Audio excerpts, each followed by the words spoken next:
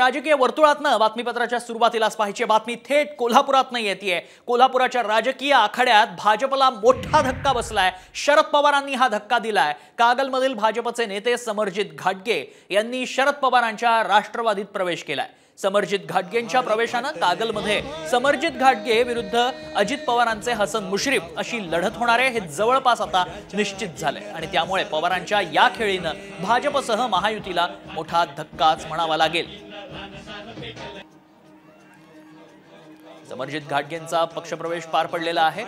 शरद पवारांच्या उपस्थितीत गैबी मैदानात हा पक्षप्रवेश पार पडला आहे। ऐतिहासिक महत्व आहे या मैदानाला। 10 वर्षांनी पुन्हा योग जुळून आल्याचं पाहायला मिळतंय। समरजित घाटगेंनी हाती तुतारी घेतली, तुतारी फुंकली, त्यामुळे भाजपला हा मोठा धक्का म्हणावा लागेल। एकीकडे समरजित घाटगे हे तसे देवेंद्र फडणवीसांचे निकटवर्ती, पश्चिम महाराष्ट्रातला भाजपचा चेहरा, मात्र आता हा चेहरा शरद पवारांच्या राष्ट्रवादीत गेल्याचं पाहायला मिळतं।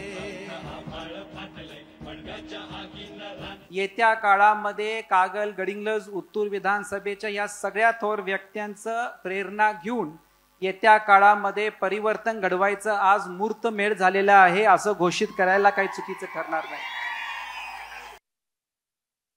समरजित घाटगेंनी भाजप का सोडली पाहूयात।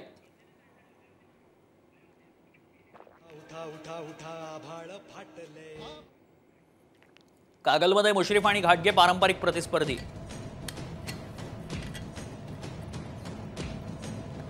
अजित पवारांसोबत मुश्रीफही सत्तेत आल्यानं कागलचा तिढा निर्माण झाला। कागलमधून मुश्रीफच महायुतीचे उमेदवार असण्याची शक्यता आहे। भाजपला जागा सुटणार नसल्यानं घाटगेंची पुन्हा अडचण झाली। गेल्या वेळी अपक्ष लढून 88,000 मतं मिळाल्यानं आता चिन्हावर लढण्याची तयारी घाटगेंनी केली आणि ते शरद पवारांच्या राष्ट्रवादीत